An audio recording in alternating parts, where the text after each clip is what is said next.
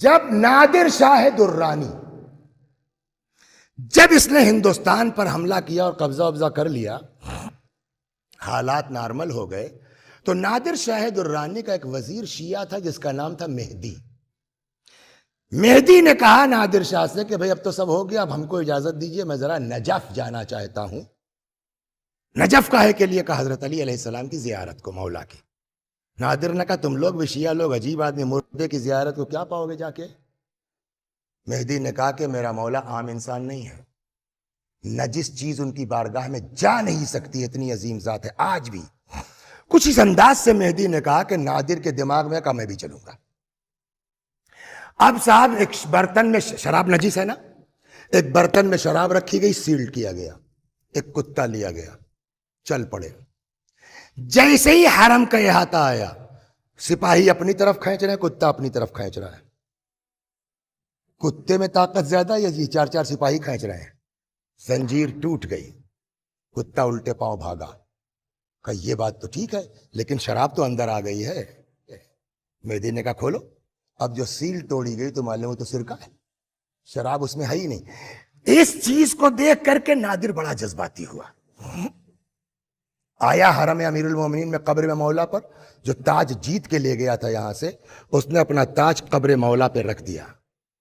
کہتا آقا تم ہو، مولا تم ہو، شاہ تم ہو، تمہاری بارگاہ اس لائق نہیں ہے کہ یہاں کتے لائے جائیں۔ جو لوگ تھے ان سے کہا مجھے میرے ہاتھ میں باندھو رسی، کتے کی طرح لے چلو علی کی بارگاہ میں۔ اب کسی کی ہمت نہ پڑے، ابھی تازہ تازہ معجزہ دیکھا ہے، کل کو جو ہاتھ باندھے گا اس کی خیر نہیں ہے۔ کہتے ہیں ایک دست غیب نمودار ہوا، رسی باندھی ہاتھ میں، لے کے آئے قبر تک، تاج رکھ دیا، آقا تم ہو، مولا تم ہو، مجھ کو تمہاری بارگاہ میں کتے کی طرح آنا چاہیے۔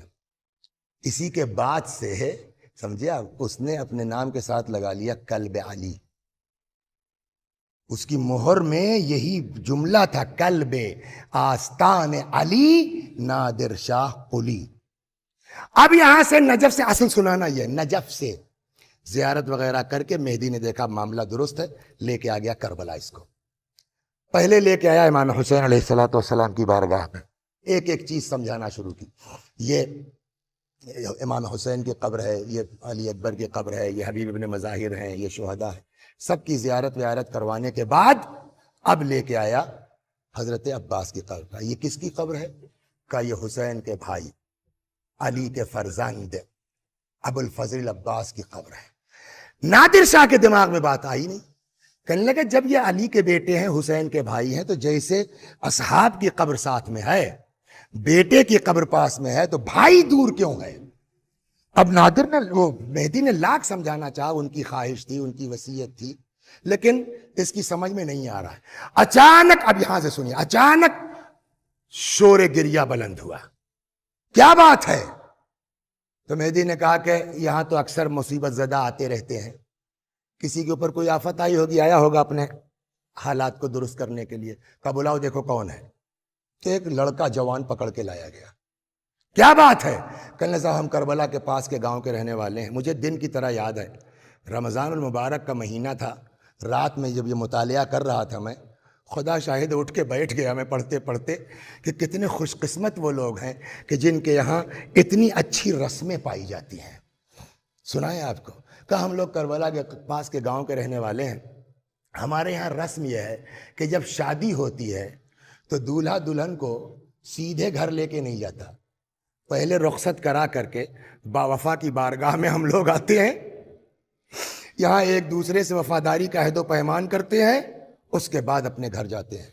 میری بھی شادی ہوئی تھی، گاؤں کی رسم کے مطابق میں اپنی بیوی کو لے کے گھر کے لیے، کربلا کے لیے آ رہا تھا کہ راستے میں ڈاکوؤں نے حملہ کر دیا، سارا مال و اسباب جو لوٹا وہ تو لوٹا ہی، میری بیوی کو بھی اٹھا کے لے کے چلے گئے، تو میں کہاں جاؤں؟ آیا ہوں یہاں۔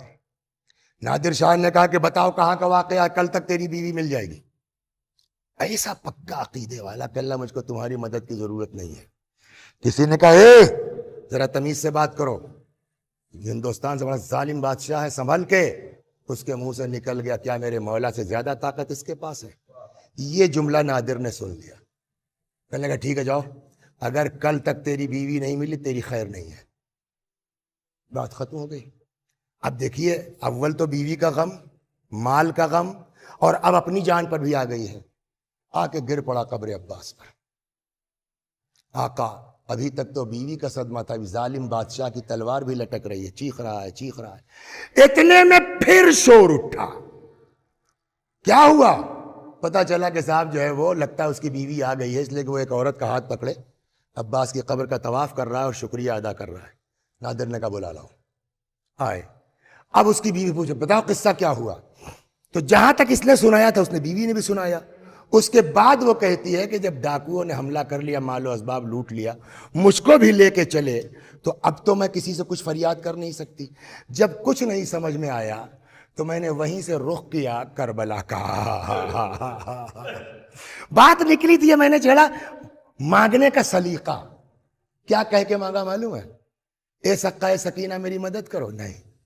اے باب الحوائج میری مدد کرو، نہیں. عجب جملہ کہا. کہتی جب ہر طرف سے مایوس ہو گئی میں تو میں نے رخ کیا کربلا کا، اور وہیں سے چیخ کے کہتی ہوں اے زینب کے بھائی میری عزت تمہارے حوالے ہے. اے زینب کے بھائی میری عزت تمہارے حوالے. کہتی جیسے ہی میں نے یہ جملہ کہا ایک سوار نمودار ہوا، سارے دشمنوں کو تہہ تیغ کیا. اچانک کیا دیکھتی ہوں کربلا میں عباس کی قبر کے پاس اپنے شوہر کے قریب کھڑی ہوں. اللہ اکبر. بس بات وہی ہے، مانگنے کا سلیقہ. اس لڑکے کے ساتھ